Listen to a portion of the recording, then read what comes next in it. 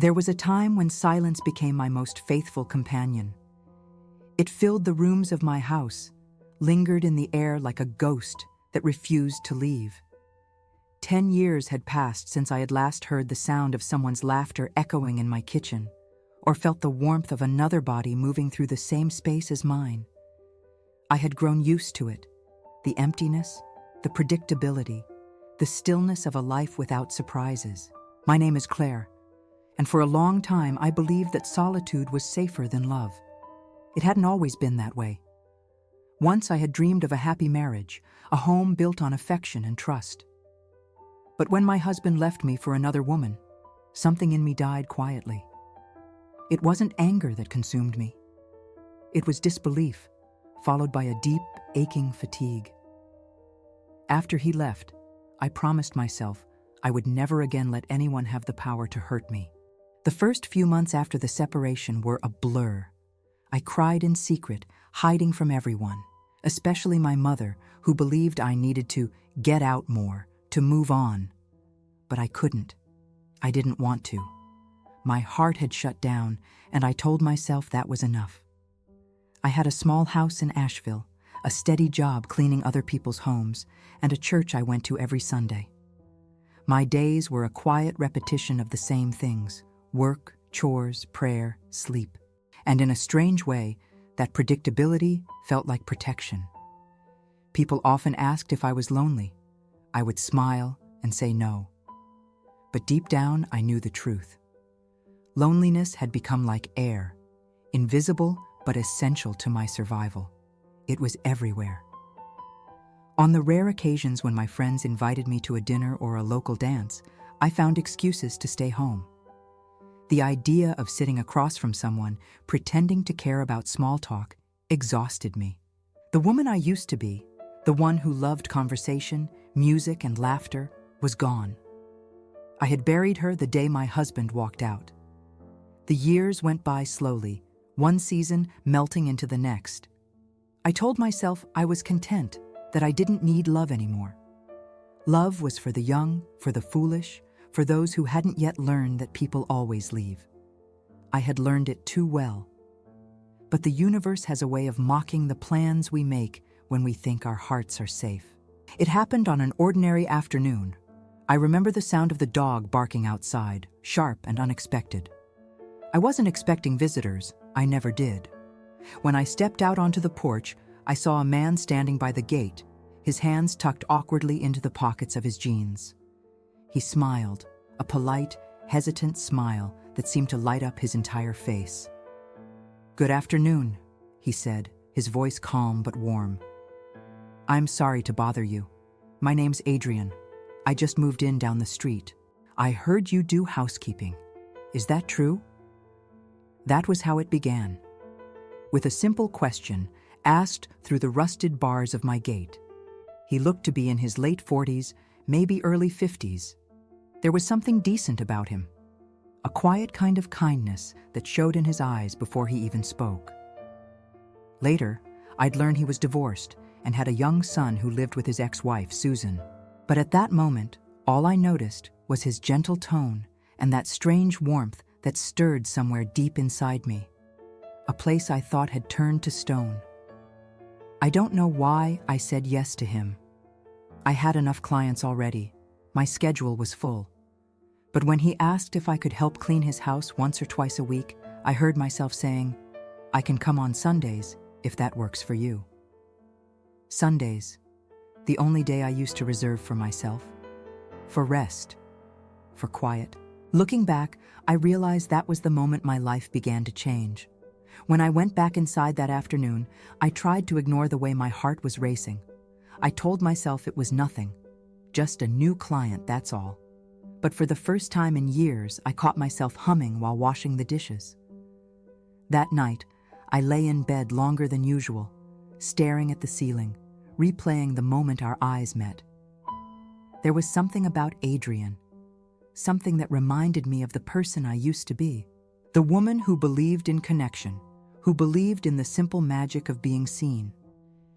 In the days that followed, I found myself anticipating Sunday. It felt ridiculous. I was a grown woman, not a schoolgirl waiting for her first date. Yet every time I thought of him, of his voice, his smile, a soft warmth bloomed inside me. Maybe it wasn't love. Not yet. But it was something dangerously close to hope. And hope, I had learned, was the first symptom of love's return. I didn't know then that this small, innocent arrangement, cleaning a neighbor's house, would unravel the careful order I had built around my heart. I didn't know it would make me question everything I thought I had accepted. All I knew was that for the first time in a decade, the silence inside my house didn't feel so heavy. Something was shifting.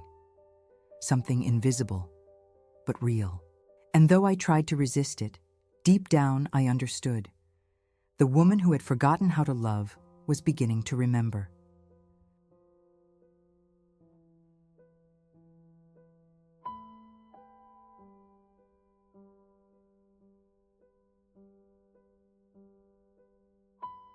The following Sunday arrived with the soft chill of early spring.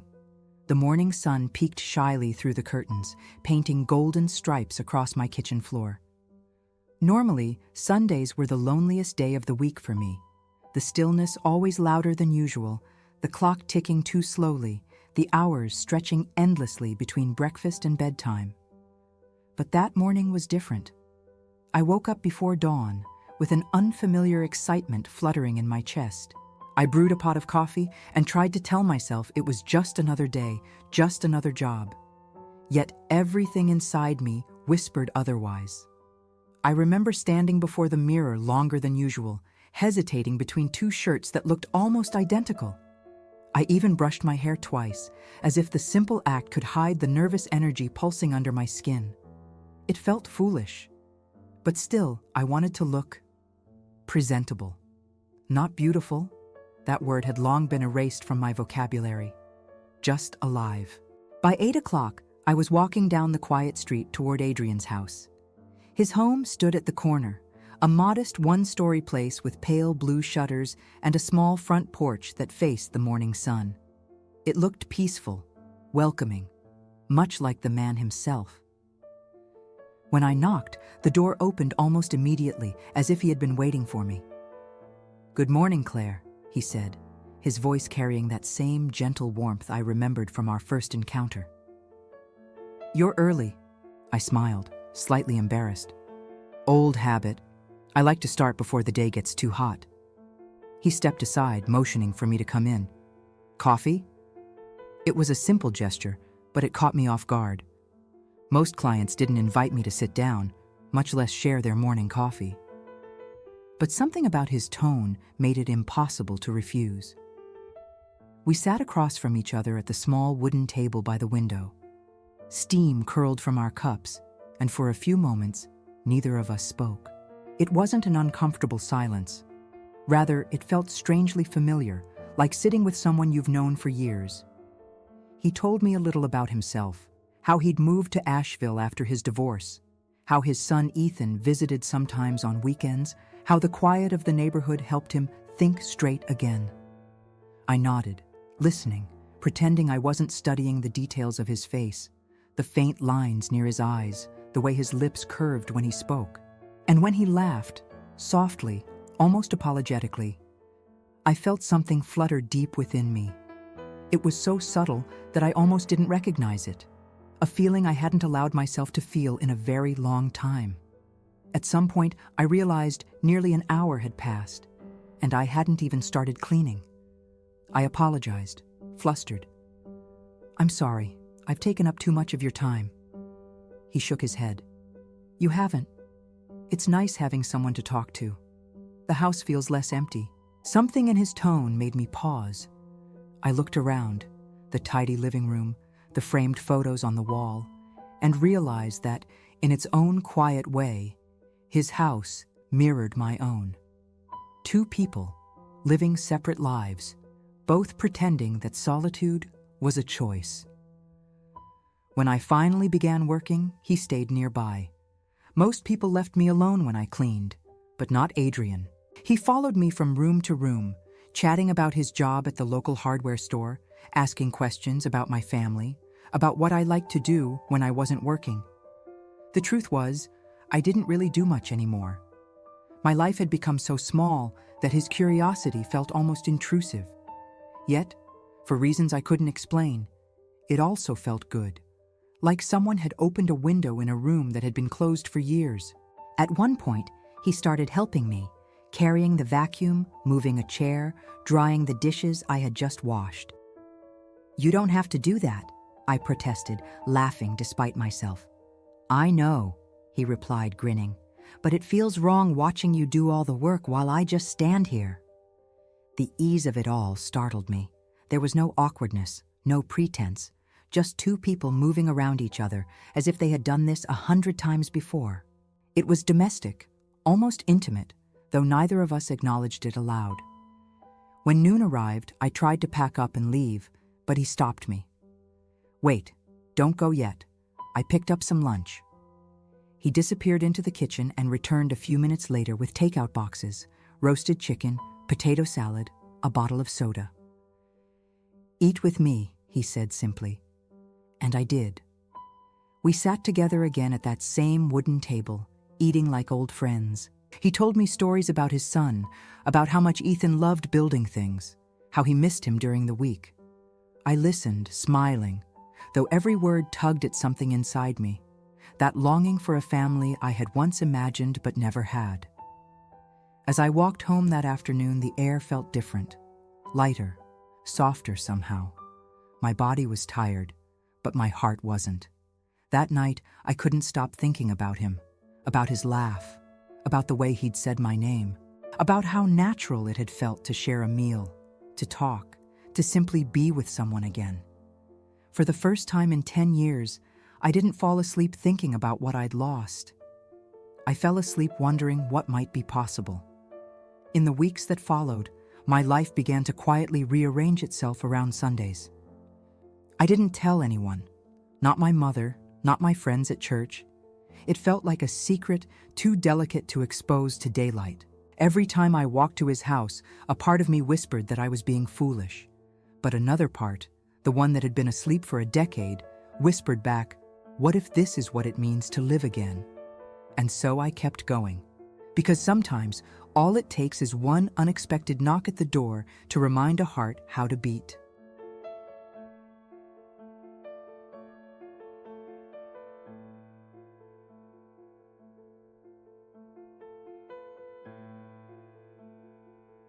The following Sunday morning felt different, almost sacred. I woke up before the alarm, the pale light of dawn spilling through the curtains, soft and quiet like a whispered promise. For years, my Sundays had been empty rituals, a long day of cleaning, praying, and pretending I didn't mind the silence. But now, they had a pulse. Now, they had him. I walked toward Adrian's house, carrying my small cleaning bag. But inside me, something entirely new was stirring, something fragile and dangerously hopeful. I told myself it was just work, but my heart knew better. He was already waiting at the door when I arrived, wearing that same gentle smile that always seemed to make the world slow down for a moment. "Good morning, Claire," he said, his voice warm as sunlight. "Coffee's fresh. Come in before it gets cold." It was such a simple invitation. Come in, have coffee, yet it felt like being invited back into life itself. Inside, the smell of roasted coffee beans filled the air. I set my bag down by the counter, but before I could roll up my sleeves, he handed me a cup. "Sit for a minute," he said. "You work too hard." So I sat.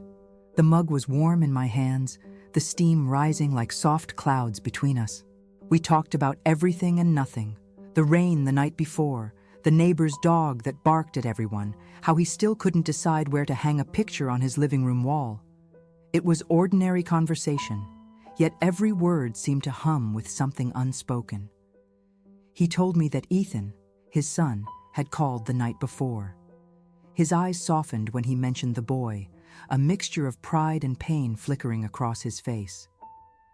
"He's growing fast," Adrian said quietly. "Sometimes I feel like I'm missing it. The years, the little things." I didn't know what to say, so I just listened. Sometimes listening is the kindest form of love we can offer. When our eyes met, I noticed something that made my breath catch, a flicker of loneliness almost identical to my own. That invisible thread of shared solitude seemed to tie us together in silence. Time blurred. By the time I looked at the clock, an hour had passed. I hadn't even started cleaning. I laughed nervously, apologizing. "You're going to think I'm terrible at my job." He smiled. "If all housekeepers were this pleasant to talk to, I'd never live in a clean house again." We both laughed, but beneath the laughter there was tenderness, the kind that scares you because you don't know if it's real or if you're just imagining it. Finally, I stood and began my work, sweeping, dusting, washing the dishes, while he moved around the house, still talking. He wasn't like my other clients who disappeared into another room while I worked. He stayed close. He handed me things, made small jokes, asked if I wanted more coffee. He even helped dry the plates after I washed them, standing beside me at the sink, our arms brushing occasionally. Every time our hands touched, even just barely, I felt a spark, small but undeniable. When I think about it now, it seems so ordinary. Two adults, washing dishes together on a Sunday morning. But at that moment, it felt like something divine, like grace disguised as routine. At one point, he asked, "You always work Sundays?" "Yes," I replied. "It's quieter that way. Most people are with their families, so the phone doesn't ring." He nodded slowly. "You shouldn't always be alone, Claire. You deserve a Sunday for yourself." I didn't respond, because what I wanted to say, "I'm not alone when I'm here," felt too raw, too dangerous to speak aloud. Around noon, he brought lunch again. Simple food, roast chicken and rice, a salad, cold soda. But the gesture made my heart ache in the sweetest way. We sat together, eating, laughing about nothing. He told me about the years after his divorce, how empty the house had felt, how he'd once gone a whole week without saying a single word to anyone. "It does things to you," he said, "being alone for too long." I looked at him then, really looked, and said softly, "I know." Our eyes met across the table, and for a heartbeat, neither of us looked away. The air between us shifted, heavy and delicate all at once. That was the moment I realized I was in danger. Not the kind of danger you run from, but the kind that draws you closer, whispering that maybe, just maybe, this is worth the risk. When the afternoon light began to fade, I gathered my things, trying to steady my breathing. He walked me to the door, and for a brief second, I thought he might say something, anything, to acknowledge what hung between us. But instead, he just smiled and said, "See you next Sunday, Claire." And I smiled back, pretending that the simple promise of next Sunday wasn't enough to keep me awake for the rest of the week. That night, I sat by the window, the cup of coffee he'd given me still vivid in my memory, the warmth of it, the way it tasted richer because he had poured it. It wasn't the coffee that changed anything that day. It was the quiet, the laughter, the nearness of someone who saw me again. It had been so long since anyone truly saw me. I didn't know what would happen next. I didn't even know if he felt the same. But for the first time in years, I didn't feel invisible. And that, I think, is where love always begins. Not in grand confessions or perfect moments, but in something as simple as sharing a cup of coffee on a Sunday morning and realizing your heart has started to remember how to feel.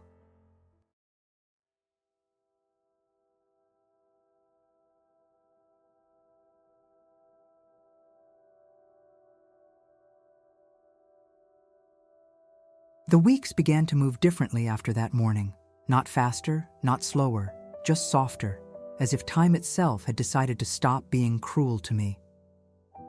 Every Sunday, I walked the same quiet path to Adrian's house in Asheville, my heart beating a little faster with each step. The neighborhood was ordinary. Children playing on lawns, the faint smell of bread from a nearby bakery, the hum of distant church bells. But for me, it had become the setting of something extraordinary. I used to dread Sundays. They were the longest day of the week, a cruel reminder of everything I didn't have. But now, they had become the heartbeat of my week. Adrian would always be waiting when I arrived, sometimes leaning against the porch railing, other times standing by the window, watching for me. He'd wave, smiling that quiet smile of his, the one that seemed to melt everything inside me. And always, there would be coffee. It became our ritual. Before any work began, we would sit together at the small wooden table, our cups between us, the air thick with the smell of roasted beans and unspoken words. We'd talk about the weather, about Ethan's latest visit, about my mother's insistence that I shouldn't waste my life alone. Sometimes there were long pauses where we said nothing at all, and those silences felt more intimate than words. It's strange how routine can become a kind of love story. I cleaned, yes, but cleaning became secondary.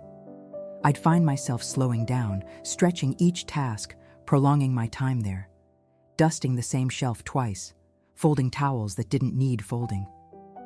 Each motion was an excuse to stay near him, to listen to his voice, to feel his presence filling the empty corners of my heart. And Adrian, he didn't hide the fact that he enjoyed having me there. He'd help me move furniture, sweep the porch, carry boxes to the attic. "You shouldn't do all this alone," he'd say. And I would smile, pretending his words didn't mean more to me than they should. We laughed a lot during those afternoons. He had a quiet sense of humor, the kind that sneaks up on you. Sometimes he'd tell a story about his younger days, and I'd laugh so hard my sides hurt. Other times, he'd tease me gently for humming while I worked, something I hadn't even realized I was doing.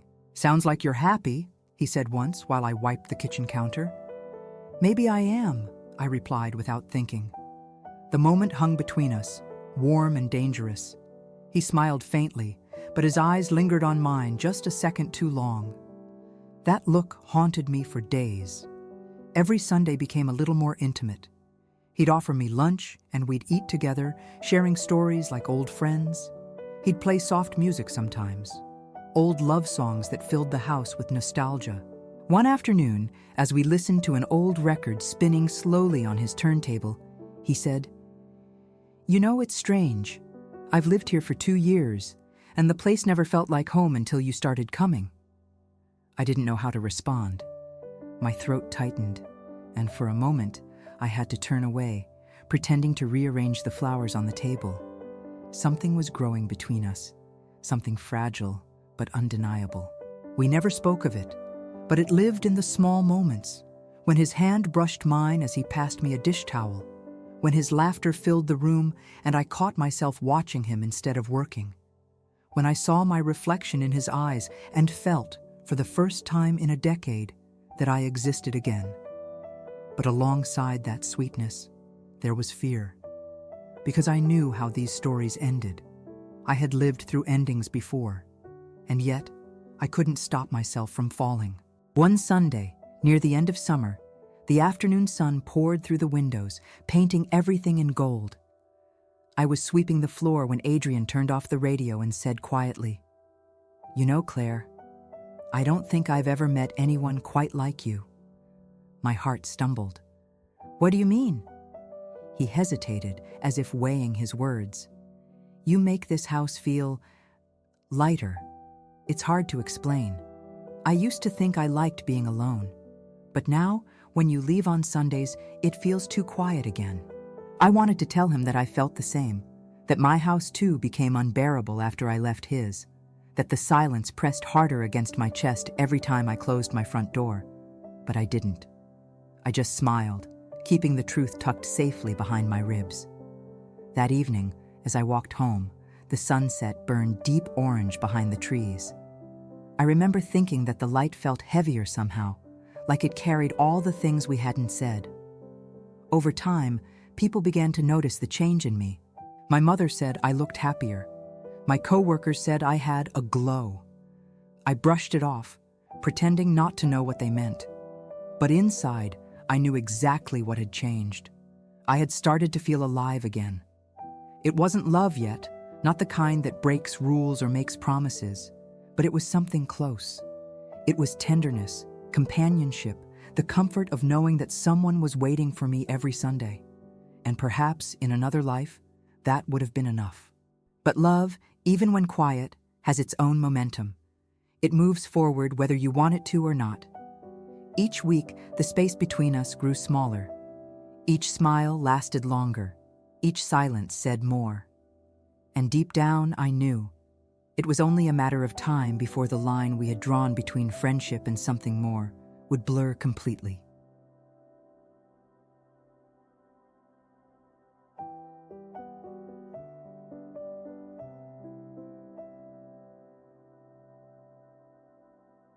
The first cool wind of autumn had started to sweep through Asheville when I decided to do something I had never dared before. For weeks, the thought had been quietly pulsing in the back of my mind that maybe it was time to step out of the safety of routine, to take a small, trembling step toward the unknown.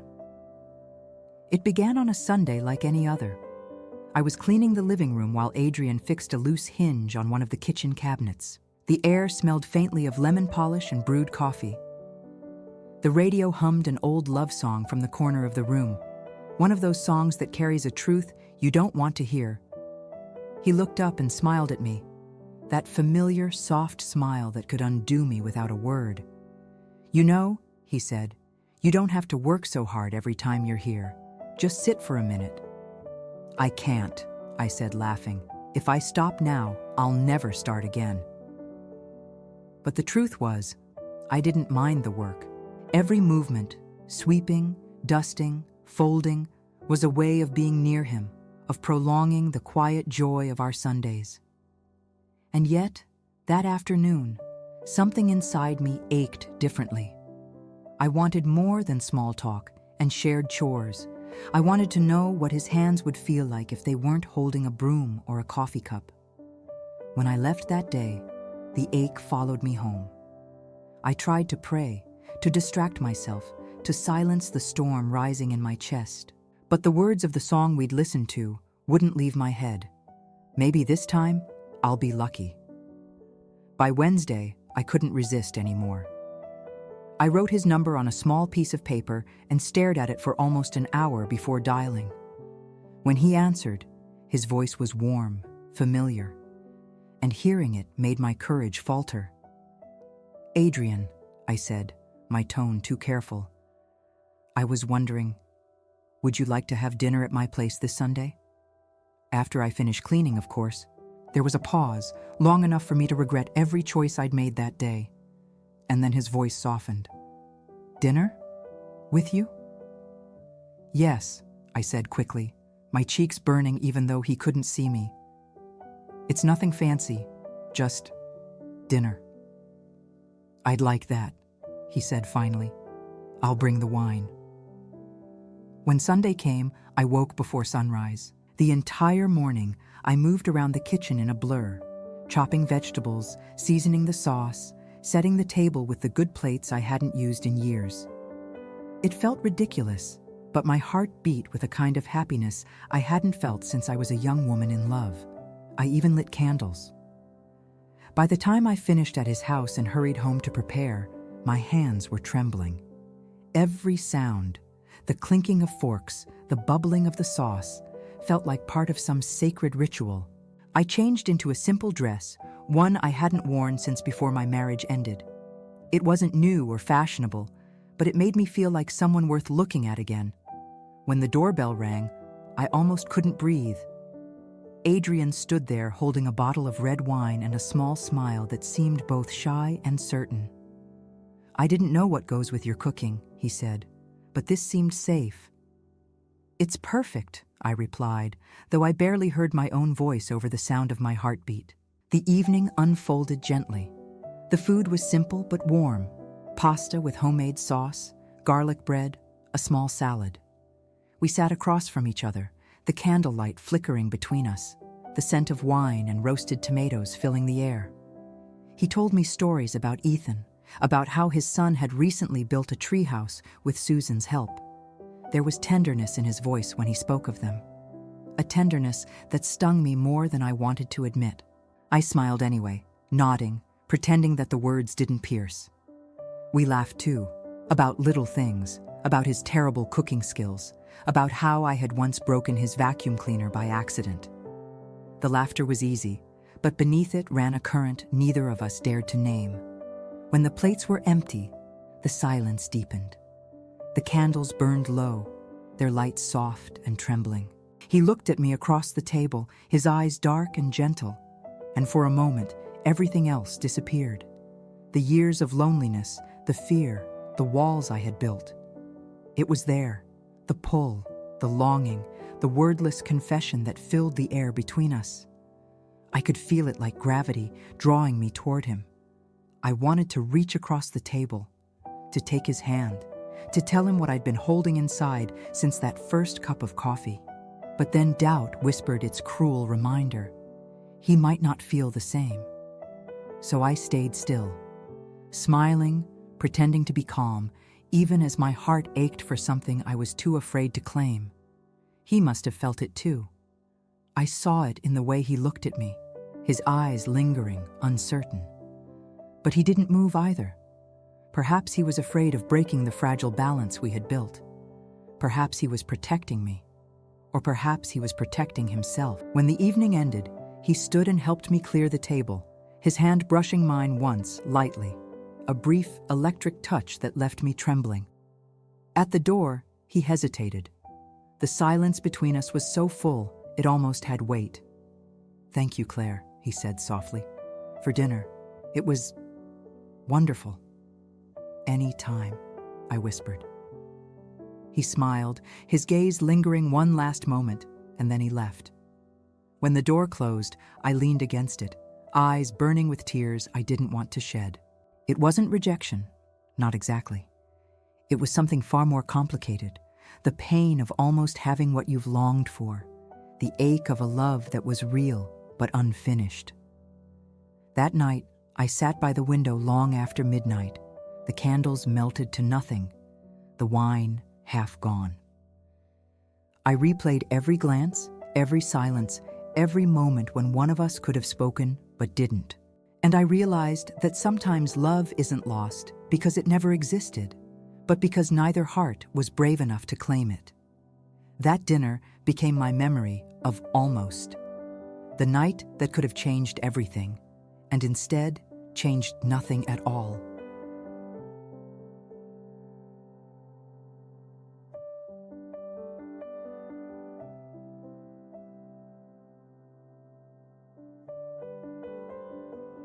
The Sundays that followed our dinner were quieter, still tender, still warm, but different. There was a new distance in the air, like a curtain gently drawn between us. Adrian still smiled when I arrived. He still brewed the coffee, still asked about my week, still offered to help with the cleaning. But the pauses between our words had grown longer, and his eyes, those soft, kind eyes, seemed to hold something heavy. At first I told myself I was imagining it, that he was simply tired, that work had been stressful, that maybe Ethan hadn't called lately. But deep down, I knew. I knew something had changed. I could feel it every time he looked at me and quickly looked away. Every time his laughter faltered halfway through a sentence. Every time I caught him staring out the window, lost somewhere far away. It had been 3 months since our dinner. 3 months of quiet affection and unspoken longing, of holding back what our hearts already knew. I had almost learned to live with it, the beautiful ache of something so close and yet unreachable. Until that Sunday. It was early October. The leaves had begun to fall in Asheville, brushing the sidewalks in shades of copper and gold. The morning was crisp, the kind that carries both the scent of endings and the hint of new beginnings. I remember walking to his house with an unexplainable sense of dread, as if my soul already knew what my mind refused to believe. He greeted me at the door, as always, but there was a tremor in his voice. His smile was thin, and behind it lived a sadness that made my stomach twist. "Coffee?" he asked. "Of course," I said, trying to sound casual. But when he handed me the cup, I noticed his hands shaking. We sat across from each other in silence. The coffee steamed between us, untouched. Finally, he exhaled deeply and looked at me, Not with the tenderness I'd grown used to, but with a kind of sorrow I'd never seen before. "Claire," he said slowly, "there's something I need to tell you." The words were quiet, but they hit like thunder. My chest tightened, my fingers wrapped around the mug as if holding it could keep me steady. "You remember I told you about Susan?" he continued, his eyes avoiding mine. "Ethan's mother." I nodded, my throat suddenly dry. "Well," he said, hesitating, "she's been calling me a lot lately. We've been talking more, and I think she wants to try again, for our son's sake." I stared at him, unblinking. For a moment, the room felt like it was tilting, as if gravity had turned cruel. "I told her it might be good for Ethan," he went on. "He's been struggling. He misses having both of us under the same roof, so—" He swallowed hard. "She's moving back in next week." There it was, the sentence that broke the fragile world I had built around us. I tried to speak, but no sound came out. My lips moved, but my voice was gone. Inside me, something cracked open. Something raw. Something that had taken years to heal. He must have seen it in my face, because he quickly added, "It's not like that, Claire. It's just for him. For Ethan. You have to understand." But I didn't. I couldn't. Because the heart doesn't understand logic. It doesn't care about reasons or timing or the innocent intentions behind a decision. All it knows is loss. I forced a smile that felt like glass cutting through my lips. "Of course," I said softly. "Of course, Adrian, you're doing what's right. For your son." He reached across the table, his fingers brushing mine. "Please don't be upset. I didn't mean to hurt you." The contact was unbearable. Every nerve in my hand screamed, "Don't let go." But I did. I pulled my hand back and looked down, pretending to focus on the untouched coffee. Inside, I was unraveling. All I could think about was the dinner we never finished, the words we never said, the kiss that never happened. All the small, beautiful moments that had fooled me into believing I was allowed to dream again. "Claire," he said quietly, "you mean a lot to me. You really do." I nodded, still staring at the coffee, now gone cold. "I know." But what I wanted to say was, "Then why are you leaving me too?" The rest of the day passed in a blur. I finished the cleaning because I didn't know what else to do.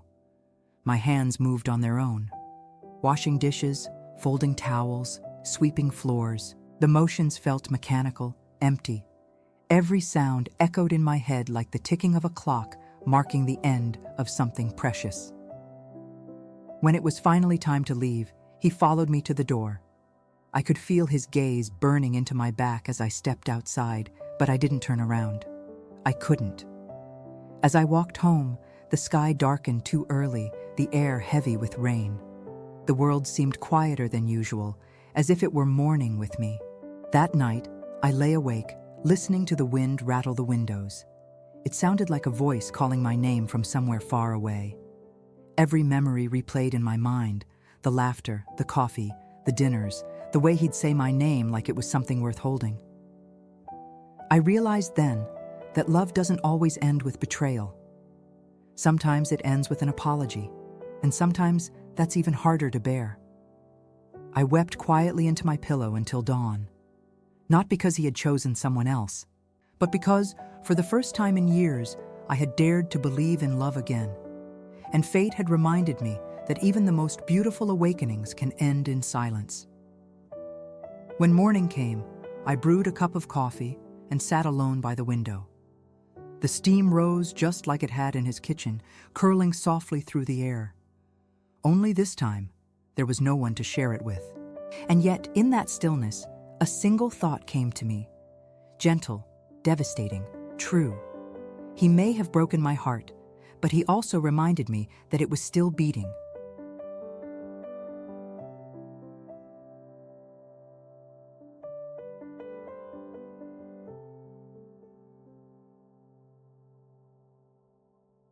After that Sunday, the world seemed to lose its sound.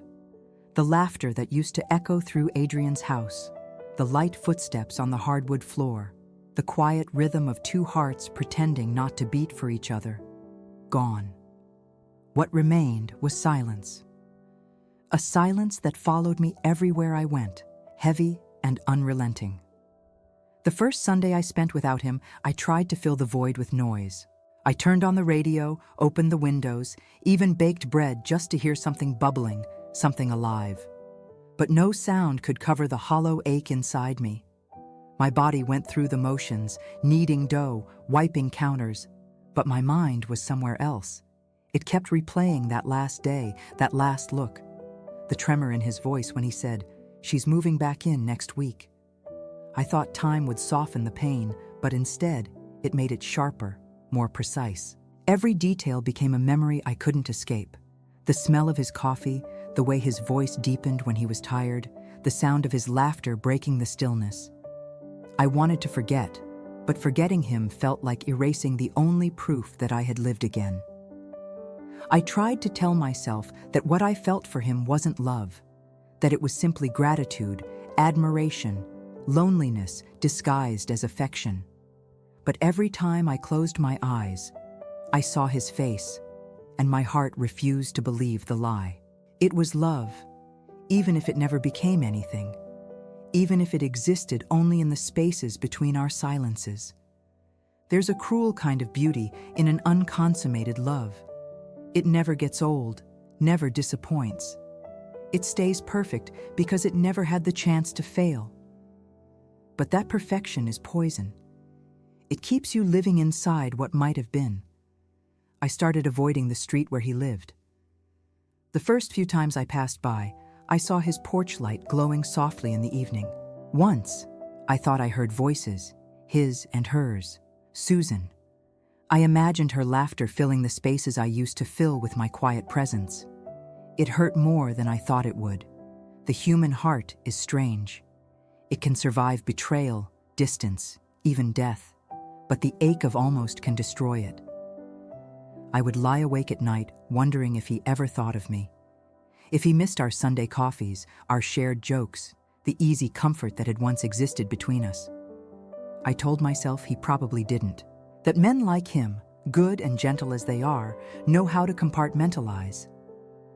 But sometimes, when the wind rattled my window late at night, I swore I could feel him thinking of me too.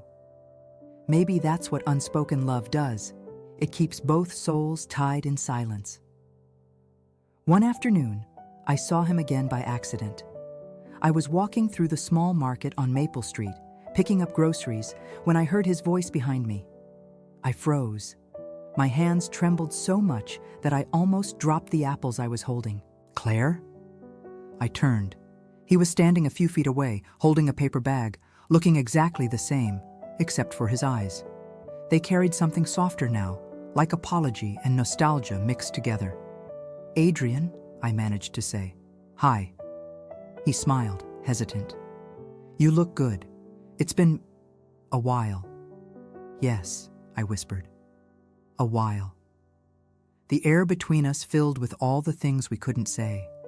I wanted to ask if he was happy, if Susan had really moved in, if Ethan was smiling again. But the words caught in my throat. He looked like a man trying to speak through water, trapped between guilt and longing. "How have you been?" he asked. "I'm fine," I lied, "keeping busy." He nodded, but I could tell he didn't believe me. There was a pause, and then he said softly, "You know, I still make coffee every Sunday morning.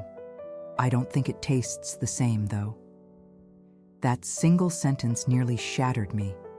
I forced a smile, blinked away the tears that threatened to spill. "Maybe you're using too much sugar." He laughed quietly, the sound both familiar and unbearable. Then he reached out as if to touch my arm, but stopped halfway. His hand hovered there for a second, so close, yet impossibly far. "I should go," he said finally. "It was really good to see you, Claire." I nodded. "You too." And just like that, he walked away. I watched him go, my heart screaming all the words I couldn't say aloud. I wanted to run after him, to tell him that I still thought of him every Sunday, that his name still lived quietly inside every prayer I whispered. But my feet stayed rooted to the ground, and my silence became my answer. That night, I sat on my porch, the stars stretching endlessly across the dark sky. The world around me was quiet, but my mind was full of noise, memories, wishes, regrets. I realized something then, something both devastating and strangely peaceful. Some loves are not meant to be lived. They are meant to be felt. They arrive to awaken what has fallen asleep within us, to remind us that our hearts still know how to beat, still know how to ache, still know how to dream. Adrian had been that reminder. He didn't stay. He wasn't mine to keep. But he had touched something inside me that I thought was gone forever. And maybe that was enough. Because not all love stories are meant to end with a kiss. Some end with a quiet sigh beneath the stars, a whispered what if, and the bittersweet comfort of knowing that, for a brief and fragile moment, you were seen. And that someone, somewhere, might still remember you on Sunday mornings, just as you remember them.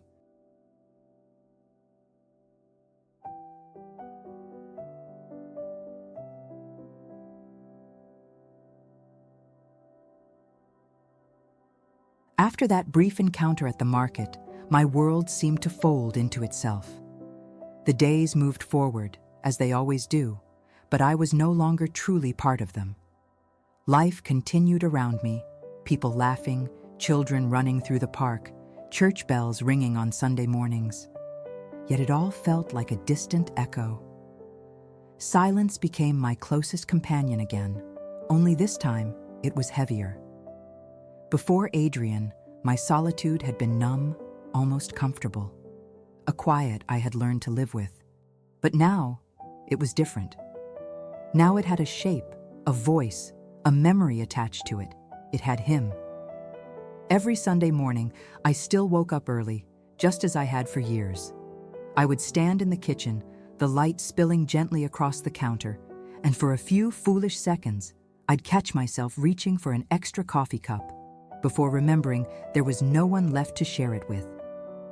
The rituals remained the same, but their meaning had vanished.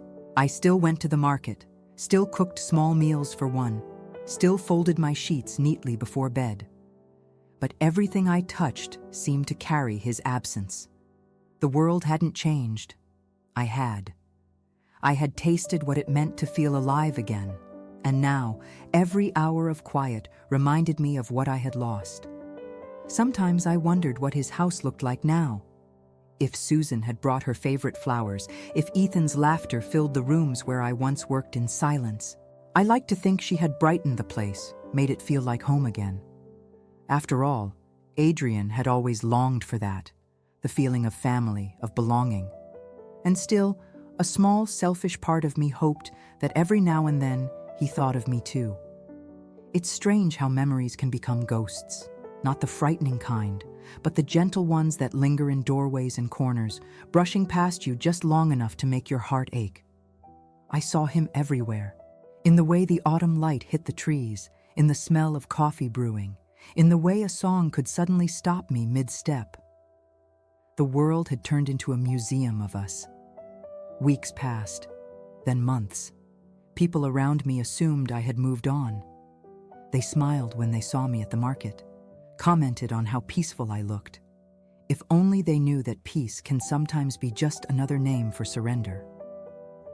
One Sunday afternoon, I decided to walk by his street again. I told myself it was just coincidence that I happened to be in the neighborhood, but I knew better. My heart had led me there. His house looked the same, the pale blue shutters, the tidy porch, the little wind chime that sang softly in the breeze. But there were new things too. A potted plant by the steps, a children's bike leaning against the wall. Life had continued there, with or without me. I stood on the opposite sidewalk, hidden behind a tree, and watched. I saw the shadow of someone moving inside, probably Susan. Then, for a moment, Adrian appeared at the window. He didn't see me. He was laughing at something, maybe something Ethan said. The sight of that laughter, the one I used to think belonged to us, made something inside me break and heal all at once. I turned away before he could notice me. That night, I came home and sat by my window, the same way I used to in the early days after my husband had left me. Except this time, the silence felt different. Not empty, but full. Full of everything that had happened, everything that would never happen again. And as I stared out into the fading evening light, I realized something that would stay with me forever. Goodbye isn't always a single moment. Sometimes it's a slow unraveling, a quiet understanding that some people are meant to touch your soul only briefly, before disappearing back into their own story. Adrian had been that for me. He had entered my life when I had given up on love, reminded me of who I was beneath the years of loneliness, and then left, leaving me both broken and reborn. For a long time, I resented fate for giving me a taste of what I could never keep. But eventually, I began to see it differently. Perhaps his purpose in my life wasn't to stay, but to awaken, to stir something in me that I had long buried. The capacity to feel, to hope, to dream. Love doesn't always demand permanence. Sometimes its greatest power lies in its impermanence, in how it transforms us, even as it slips away. And so I stopped fighting the silence. I began to sit with it again, to let it wash over me like an old familiar song. Except now, it wasn't the sound of emptiness. It was the echo of everything I had lived. On some evenings, when the sky turns the color of soft amber and the air smells faintly of rain, I still imagine him walking through town. Maybe he passes by the cafe we once joked about visiting. Maybe he stops for coffee and looks at the empty chair across from him just for a moment before moving on. And maybe, just maybe, he feels it too. The ghost of a love that never happened, but somehow changed everything anyway. Because even though he left, even though we never said the words out loud, I carry him with me, not as a wound, but as a quiet heartbeat beneath the surface of my life. And in that silence after goodbye, I found something I never expected to find again. Myself.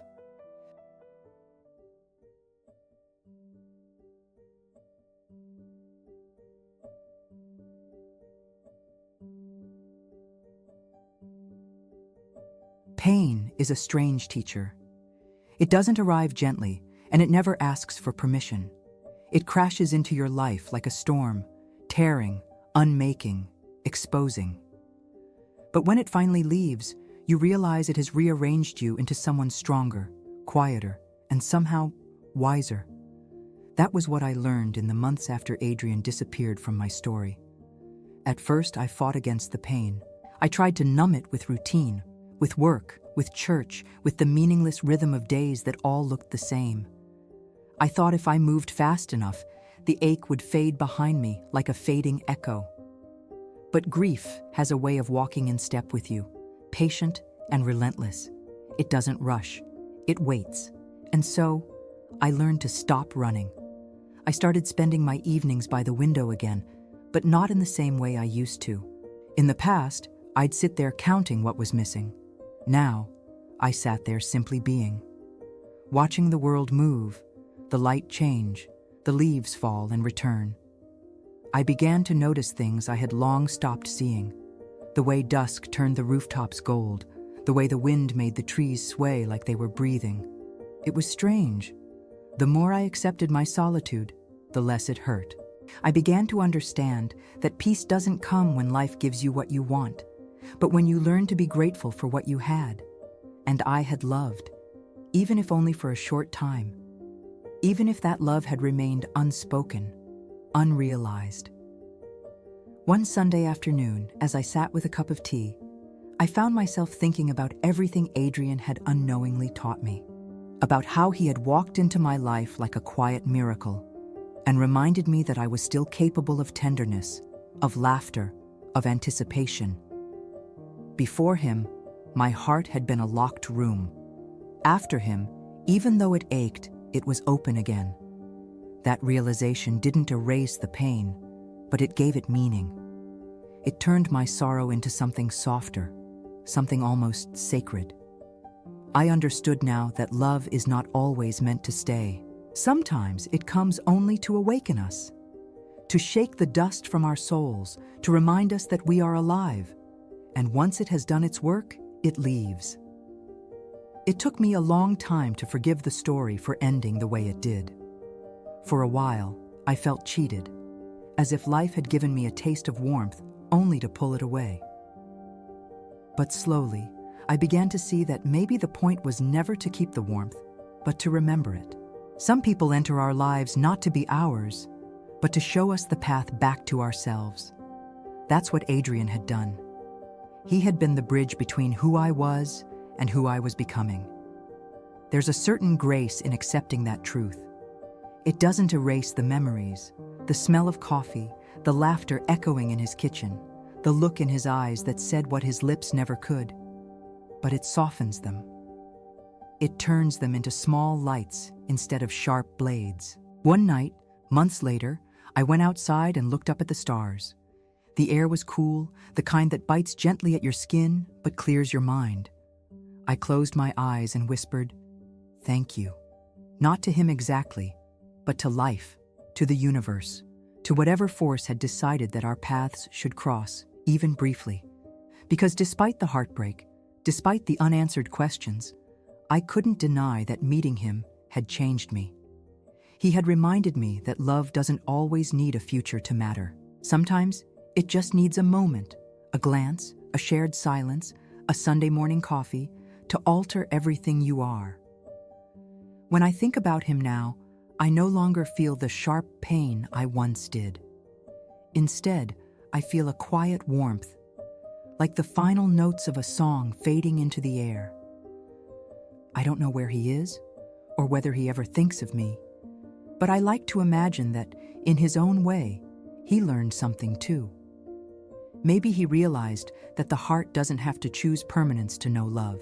Maybe he looks back on those Sundays and smiles, not with regret, but with gratitude. And if that's true, then I suppose we both found what we needed. Love had not stayed, but it had left its fingerprints on everything it touched. And in that realization, I found peace. Because some stories are not meant to be rewritten or relived. They are meant to be remembered, softly, as lessons hidden within the pain.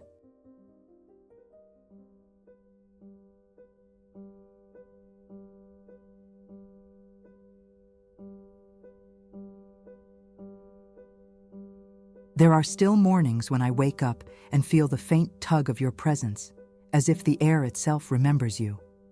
It happens in quiet ways: the smell of coffee, the hush before sunrise, the soft hum of a love song playing from a distant radio.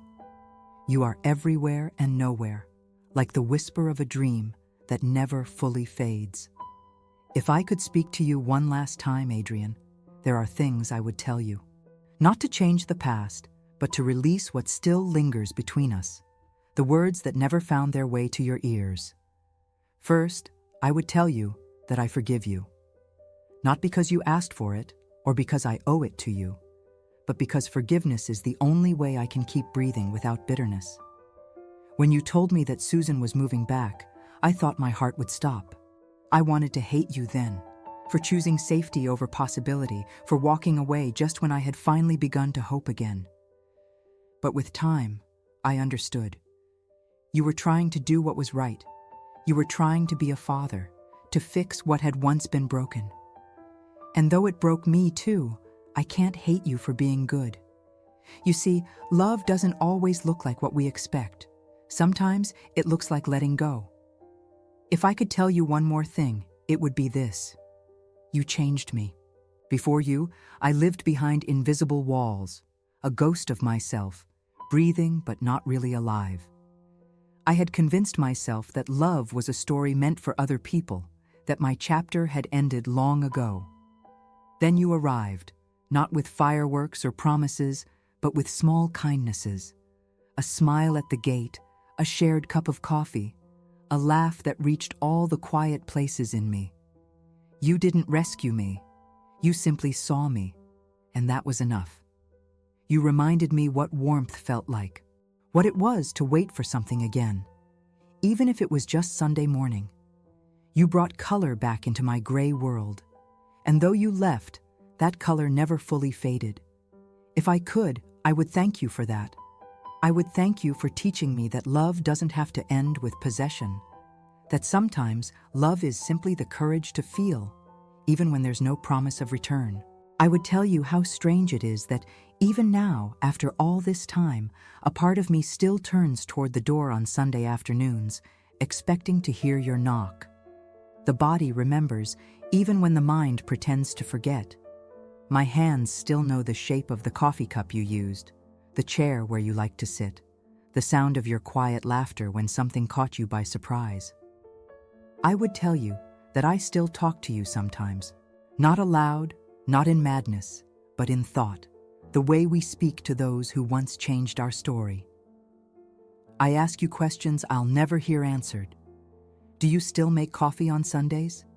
Do you ever think of me when it rains? Does the silence ever ache the way it does for me? I imagine that your life has settled again, that Susan found her way back to your heart, or at least to your home, that Ethan is taller now, happier, that you smile when you see him, knowing you did the right thing. I tell myself that's enough, that love, in its truest form, wants the other person's peace more than its own satisfaction. If you ever wondered whether what we shared was real, I want you to know, it was. It may have been quiet, restrained, half-lived, but it was real. Every glance, every conversation, every hesitant silence carried more truth than most words could. You may never know how deeply I loved you, but I think some part of you must have felt it. Love, even unspoken, leaves a trace. And if I could tell you one final thing, it would be this: I am not waiting anymore. That doesn't mean I've stopped loving you. Love like this doesn't vanish.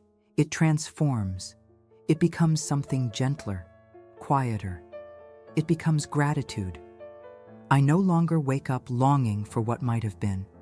Instead, I wake up thankful that it happened at all. You once told me that the house felt less empty when I was there. What you didn't know is that the same was true for me. You filled a part of my soul that had been gathering dust for years. And though life took us down different paths, that part of me still glows softly, like a candle that refuses to go out completely. If you were here now, sitting across from me, I wouldn't ask why things ended the way they did. I wouldn't ask if you ever loved me. I think I already know the answer, not in words, but in the way you looked at me that night at the dinner table, when silence said everything our voices couldn't. I would simply thank you for showing me that love can exist even without a future, for reminding me that I was still capable of feeling something pure, something good, for being the reason my heart beats differently now, slower maybe, but fuller. And then, if I were brave enough, I'd say the words I never could back then. I loved you, Adrian. Not in a way that demanded, or begged, or clung, but in a way that prayed for your happiness, even when it wasn't with me. I'd tell you that you will always live in my story, not as the man who broke my heart, but as the one who helped it wake up again. And when you left, yes, it hurt. But that pain became my teacher, my mirror, my guide. It taught me that endings are not failures, only thresholds. That sometimes love's purpose is not to stay, but to prepare us, to soften us for whatever comes next. If I could tell you anything now, it would be this: I am okay, truly, deeply okay. The ache remains, but it no longer owns me. I have learned to live inside the silence without fear. I have learned that my heart, though scarred, still knows how to love, and that is enough. So, wherever you are, on whatever quiet Sunday morning you're living now, I hope you're smiling. I hope the coffee is warm, the air is gentle, and the peace you once gave me has found its way back to you. And if, by some small miracle, you ever think of me, I hope you remember not the sadness of our goodbye, but the light of our beginning. Because, my dear Adrian, even without a kiss, even without forever, you were my love story, and for that, I will always be grateful.